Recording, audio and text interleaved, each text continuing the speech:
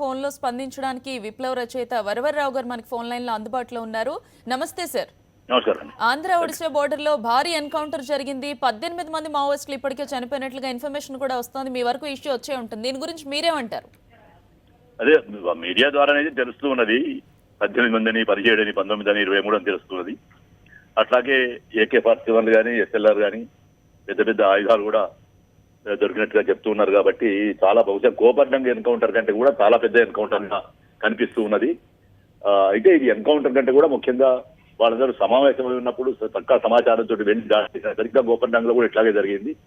గోపర్డంలో వాళ్ళు ప్లీనంలో ఉన్న సమయంలో అప్పుడు రాజన్న శ్రీకాకుళం జిల్లా కార్యదర్శిగా ఉండేవాడు, గంటి రమేష్. వాళ్ళంతా పార్టీ సమావేశం అవుతున్న సమయంలోనే పైనుంచి ఇదే సరిగ్గా ఈ ఆంధ్ర ఒరిస్సా సరిహద్దు ప్రాంతంలోనే గోపర్డంగ్ అనే చోట ఆ పైనుంచి ఆంధ్రప్రదేశ్ పోలీసులే, ఆంధ్రప్రదేశ్ గ్రేహౌండ్సే బాంబులు వేసి చంపేయడం అనేది జరిగింది. కార్యదర్శిని కాపాడే క్రమంలో కూడా చాలా మంది 17 మంది అమరులయ్యారు. సరిగ్గా ఈ వార్త ఇంకా అధికారికంగా ఇద్దరి గురించి మాత్రమే ఇప్పటికీ నండూరి సాంబశివరావు చెప్పడం అనేది జరిగింది. కానీ నేను సంఖ్య మాత్రం చాలా ఉంది. నాయకుల గురించి, ఇద్దరి గురించి మాత్రమే చెప్పడం జరిగింది. మీడియా మాత్రం చాలా వాళ్ళకి అంటే దాదాపు ఏఓబి కమిటీలో ఉండేటువంటి పేర్లన్నీ ఇస్తూ ఉన్నారు. ఇద్దరి ఫోటోలు కూడా ప్రదర్శిస్తున్నారు, ముగ్గురి ఫోటోలు కూడా ప్రదర్శిస్తున్నారు. అధికారికంగా ఇంకా చెప్పినప్పటికీ కూడా ఇది చాలా పెద్ద నష్టంగా కనిపిస్తుంది. ఇంతవరకు బహుశా ఎక్కడ జరిగినటువంటి ఎన్కౌంటర్, పగడేరులో సంఖ్య రీత్యా పగడేరులో జరిగిన ఎన్కౌంటర్ లో 17 మంది చనిపోయినటువంటిది, కోపండంలో కూడా 17 మంది చనిపోయినటువంటిది, ఇటువంటి సందర్భాలు ఉన్నాయి. కానీ ఆంధ్రప్రదేశ్ సంబంధించినంత వరకు లేదా అవిభక్తంగా ఆంధ్రప్రదేశ్ ఉన్నప్పుడు కానీ ఇప్పుడు 2 రాష్ట్రాలుగా చూసినప్పుడు కానీ ఇంత పెద్ద ఎన్కౌంటర్ జరిగినట్టు మాత్రం ఇంతవరకు ఏది లేదు. నాయకత్వం ఉంటుంటే మాత్రం చాలా పెద్ద నష్టమే. అయినప్పటికీ ఇది ఒక ఎన్కౌంటర్ వల్ల కాకుండా ఒక ప్రీనం, ఒక సమావేశం జరుగుతున్న సమయంలో సమాచారంతో వెళ్లి చేసిన దాడిలాగానే కనిపిస్తున్నది. క్రమంగా వాళ్ళు కాస్త తేరుకొని ఆత్మరక్షణ కోసం ప్రయత్నం చేసిన క్రమంలో ఏమైనా గాయపడ్డట్టు అయితే పోలీసులు గాయపడ్డారని చెప్తున్నారు. చాలా ముందు జాగ్రత్తగా అంటే నండూరి సాంబశివరావు ఇక్కడ మెదక్ జిల్లాలో కానీ, కరీంనగర్ జిల్లాలో కానీ చేసిన ఎస్పీగా చేసినటువంటి అనుభవం ఉన్నది. కాబట్టి ఇటువంటి మా విప్లవకారుల ఎన్కౌంటర్ల విషయంలో చాలా చేదిరిగినటువంటి వ్యక్తి కాబట్టి ఇటువంటివన్నీ ఆయన ప్లాన్ చేయగలడు. పోలీసులకు ఏమి గాయాలు జరగకుండా ఇంత పెద్ద ఎన్కౌంటర్ ఎక్కడ జరుగుతుంది అనేటువంటి సమాచారం రాకుండానే పోలీసులు గాయపడ్డారని వాళ్ళని హెలికాప్టర్లో తరలిస్తున్నటువంటి మాట కూడా చెప్తూనే ఉన్నాడు. మా డిమాండ్ ఇమీడియట్ గా మా డిమాండ్ మాత్రం ఏంటంటే మొత్తంగా కేవలం గాయపడినటువంటి గ్రేహౌండ్స్ మాత్రమే కాకుండా, లేదా గాయపడ్డారని చెప్తున్నటువంటి గ్రేహౌండ్స్ మాత్రమే కాకుండా మావోయిస్ట్ నాయకులందరినీ కూడా ఎవరెవరైతే ఈ ఎన్కౌంటర్ లో మృతులయ్యారో వాళ్ళందరినీ కూడా వెంటనే విశాఖపట్నం ఆసుపత్రికి, KGH ఆసుపత్రికి తరలించి పారదర్శకంగా వాళ్ళ ఫోటోలను కూడా మీడియాలో ప్రదర్శించి పారదర్శకంగా జస్టిస్ బాసు మార్గదర్శకాల ప్రకారంగా వీడియో తీసి పోస్ట్ మార్టం జరగాలని మేము డిమాండ్ చేస్తున్నాము. ఈ విషయంలో రకరకాల ఊహాగానాలు, మీడియా చేసే ఊహాగానాలు కానీ, ఫైల్ ఫోటోలు చూపెట్టడం కానీ, లేదా నాయకుల కొడుకులు ఉన్నారని ప్రచారం చేసి ఒక రకమైనటువంటి ఒక నైతిక స్థైర్యాన్ని కోల్పోయే ప్రచారం చేయడం కాకుండా ఈ విషయంలో ప్రభుత్వం ఎందుకు చంపారు కాబట్టి ఇప్పటికైనా ప్రభుత్వం పారదర్శకంగా వ్యవహరించాలని మాత్రం మేము డిమాండ్ చేస్తున్నాం. ఏమైనా ఇది ముఖ్యంగా చాలా కాలంగా ఏఓబి విప్లవోద్యమం అనేది 3 జిల్లాల్లో కూడా, అటు ఒరిస్సా జిల్లాలో కూడా విప్లవోద్యమం చాలా బలంగా ఉన్నటువంటి సమయంలో ఇది మాత్రం తీవ్రమైన నష్టంగా భావిస్తున్నాం. దీన్ని చేరుకొని మళ్ళీ విప్లవోద్యమం అక్కడ ఉండేటువంటి చాలా అనుభవం గల నాయకత్వంలో ముందుకు సాగుతుందనేటువంటి విషయాలతో కూడా మాకుంది. అంటే ఇప్పటి వరకు 18 మంది మావోయిస్టులు చనిపోయినట్లుగా ఇన్ఫర్మేషన్ ఉంది. కానీ కూంబింగ్ కొనసాగుతుంది కాబట్టి ఈ సంఖ్య మరింత పెరిగే ప్రమాదం కూడా ఉందని తెలుస్తోంది. సో ఇది ఎటువంటి దెబ్బ అంటారు మావోయిస్ట్ పార్టీకి? ఒక్కసారి ఇంతమంది కోల్పోవడం అనేది ఎటువంటి దెబ్బ అవుతుంది అంటారు? అందుకే సమావేశాలు జరిగినప్పుడు జరిగే దాడిలో ఇట్లా జరుగుతుంది. కోపడ్డంగప్పుడు కూడా అట్లాగే జరిగింది. సమావేశాలు ఉన్నప్పుడు తప్పకుండా నాయకత్వం ఉంటుంది.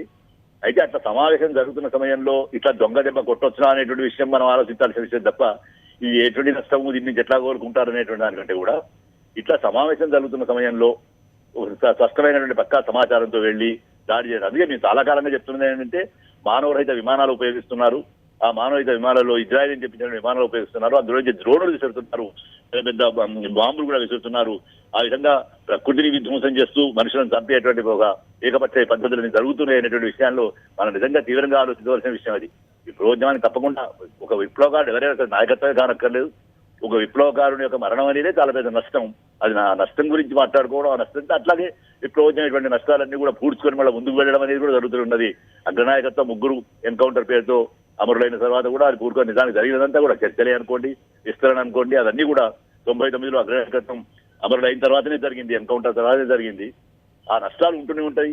నష్టం ఉంటుంది, నష్టాన్ని కూర్చుకొని ముందుకు పోవడం కూడా ఉంటుంది. కానీ మనంగా ప్రజాస్వామ్యవాదులుగా కానీ ముఖ్యంగా ప్రజాస్వామ్యానికి 5వ స్తంభమైన మీడియా ఆలోచించాల్సిన విషయం ఏంటంటే ఇట్లా ఒక సమావేశం ఉన్న సమాచారం అంది వెళ్లి పైనుంచి దాడి చేసి బాంబులు విసిరి చంపే పద్ధతి సరి అయిందేనా ఆ విషయం ఆలోచించాలి. అప్పుడు తప్పనిసరిగా వాళ్ళు ఆత్మరక్షణ కాల్పులు జరిపి ఎవరైనా గాయపడ్డా సరిపోయినా అది వేరే విషయం. కానీ ఈ విధంగా వెళ్లి దాడి చేసి చంపడం అనేది సరైన పద్ధతి అనేది మనం ప్రజాస్వామ్యవాదులుగా ఆలోచించాలి. ముఖ్యంగా ఎందుకు జరుగుతుందో అనే విషయాన్ని కూడా ఆలోచించాలి. ఎందుకు ఏఓపీలో కానీ చాలా గహనమైన అడవుల్లో కానీ వెళ్ళి చేసే ప్రయత్నం ఎవరి కొరకు చేస్తున్నారు వీళ్ళు? బహుళజాతి కంపెనీలకు బడా కంపెనీలకు. ఎందుకంటే మనం చిరకాలంగా చూస్తున్నాం, ఇవాళ కాదు, పాకపల్లి నుంచి బల్లగూడ నుంచి కూడా చూస్తున్నాం. ఆదివాసులు అక్కడ ఉండే ముఖ్యంగా చంద్రబాబు నాయుడు విధానాన్ని మనం చూసినట్టయితే ఆయన 2000 సంవత్సరం నుంచి ఈ ప్రాంతంలో బాక్సైట్ గనులను దుబాయ్ కంపెనీకి ఇవ్వాలనే ప్రయత్నం చంద్రబాబు నాయుడు చేసి ఆ తర్వాత రాజశేఖర రెడ్డి కూడా చేసినటువంటి క్రమంలో మనం చూస్తే ఇంతకాలంగా అంటే ఒక 16 సంవత్సరాల నుంచి అక్కడ ఉండేటువంటి ఆదివాసులు ఆ క్రమంలో మహిళలు సామూహిక అత్యాచారానికి గురయ్యారు, పాకపల్లిలో గురయ్యారు, బల్లగూడలో గురయ్యారు. అయినప్పటికీ కూడా పాడేరు ఆ మొత్తం ప్రాంతాలలో కూడా బాక్సైట్ గనుల కోసం 2000 ఎకరాల భూమిని ఆ అడవిలో ఇవ్వకుండా రిజిస్టర్ చేయగలుగుతున్నది మాత్రం అక్కడ వాళ్ళ ఆదివాసులు అడ్డగా మావోయిస్టులు ఉండడం అనేది సాధ్యమైంది. ఆ ప్రయోజన కొరకు వీళ్ళు వెళ్తున్నారనే విషయాన్ని అది ఆలోచించాల్సి ఉంటుంది. మనం అట్లాగే దొంగ దెబ్బ పద్ధతిలో ఈ విధంగా దాడి చేసి చంపొచ్చులనే విషయం ఆలోచించాల్సి ఉంటుంది. విప్లవోద్యమానికి ఏ విప్లవకారుడైనా ఒక విప్లవకారుడు చనిపోవడం అనేది పెద్ద నష్టమే. ఆ నష్టాన్ని పూడ్చుకొని విప్లవోద్యమం ముందుకు పోతుంది. కానీ ప్రజాస్వామ్యవాదులుగా అంటే ముఖ్యంగా చూస్తున్నటువంటి అది మీడియా కావచ్చు, బయట ఉండేటువంటి ప్రజాస్వామ్యవాదులు కానీ ఆలోచించవలసింది ఏంటంటే ఈ పద్ధతి ఒక రాజకీయ పార్టీని ఒక నిర్దిష్టమైనటువంటి కార్యక్రమం ఉండి నిర్దిష్టమైన ప్రాబల్యం దొక్కున్నటువంటి పార్టీని ముఖ్యంగా ప్రజల సార్వభౌమోద్యానాన్ని, ప్రకృతి సంపదను, మానవ సారాన్ని కాపాడాలి, మానవ సేవను కాపాడాలని ప్రయత్నం చేస్తున్నటువంటి ఒక రాజకీయ స్పష్టమైన ప్రాపంచ దృక్పథగలటువంటి పార్టీ మీద ఈ విధంగా హత్యా రాజకీయాలను ప్రభుత్వాలు అనేవి ఎన్నికైన ప్రభుత్వాలను నిలిపేవచ్చునా అనేటువంటి విషయాన్ని మనం తీవ్రంగా ఆలోచించాల్సి ఉన్నది. Thank you sir, thank you. మీ అభిప్రాయాన్ని మాతో పంచుకున్నందుకు.